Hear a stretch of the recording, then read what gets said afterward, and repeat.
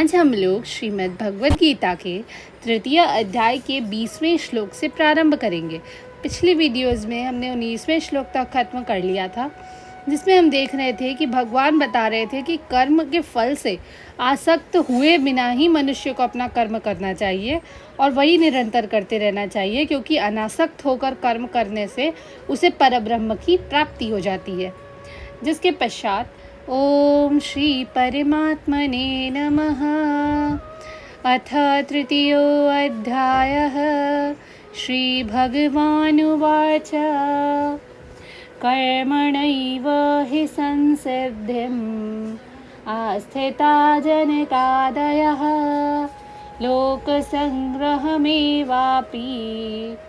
सम्पश्यन् कर्तुमर्हसि।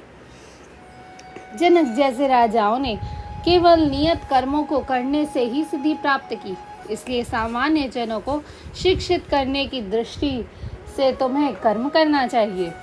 जनक जैसे राजा स्वरूप सिद्धि व्यक्ति थे, अतः वे वेदानुमोदित कर्म करने के लिए बाध्य न थे। तो भी वे लोग सामान्य जनों के समक्ष आदर्श प्रस्तुत करने के उद्देश्य से सारी नियत कर्म करते रहते थे। जनक सीता जी के पिता तथा भगवान श्री राम के ससुर थे। भगवान के महान भक्त होने के कारण उनकी स्थिति दिव्य थी, लेकिन क्योंकि वे मिथिला, जो भारत के बिहार प्रांत में एक परगना है, के राजा थे, इसलिए उन्हें अपनी प्रजा को ये शिक्षा देनी थी कि कर्तव्य पालन किस तरह से किया जाता है।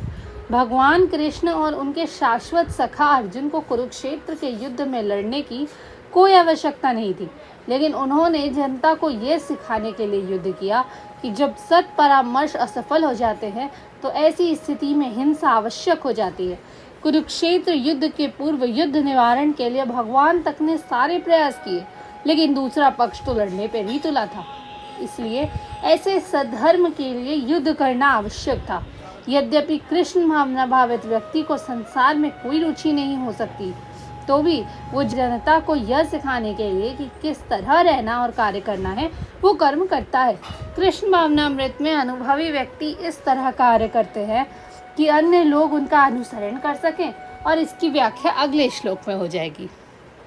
जिसके पश्चात यद्यदाचरति श्रेष्ठ तत्तदेवेतरो जनः स यत् प्रमाणं कुरुते लोकस्तदनुवर्तते। महापुरुष जो आचरण करता है, सामान्य व्यक्ति उसी का अनुसरण करते हैं। वह अपने अनुसरणीय कार्यों से जो आदर्श प्रस्तुत करते हैं, संपूर्ण विश्व उसका अनुसरण करता है। सामान्य लोगों को सदैव एक ऐसा नेता की ज़रूरत होती है जो व्यावहारिक आचरण द्वारा जनता को शिक्षा दे सके। अगर नेता स्वयं धूम्रपान करता है तो जनता धूम्रपान बंद करने की शिक्षा नहीं दे पाएगा। चैतन्य महाप्रभु ने कहा है कि शिक्षा देने के पूर्व शिक्षक को ठीक आचरण करना चाहिए। जो इस प्रकार शिक्षा देता है वह आचार्य या आदर्श शिक्षक कहलाता है। इसलिए शिक्षक को चाहिए कि सामान्य जन को शिक्षा देने के लिए स्वयं शास्त्रीय सिद्धांतों का पालन करे। कोई भी शिक्षक प्राचीन प्रामाणिक ग्रंथों के नियम से के विपरीत कोई नियम नहीं बना सकता। मनु संहिता जैसे प्रामाणिक ग्रंथ मानव समाज के लिए अनुसरणीय आदर्श ग्रंथ हैं। अतः नेता का उपदेश ऐसे आदर्श शास्त्रों के नियमों पर आधारित होना चाहिए।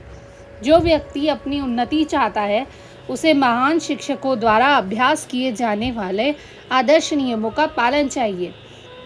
श्रीमद् भागवत में इसकी पुष्टि करता है कि मनुष्य को महान भक्तों के पद चिन्हों का अनुसरण करना चाहिए और आध्यात्मिक बोध के पथ पे प्रगति का यही सही साधन है। चाहे राजा हो या राज्य का प्रशासनाधिकारी, चाहे पिता हो या शिक्षक, ये सब अबोध जनता के स्वाभाविक नेता माने जाते हैं। इन सब का अपने आश्रितों के प्रति महान उत्तरदायित्व रहता है।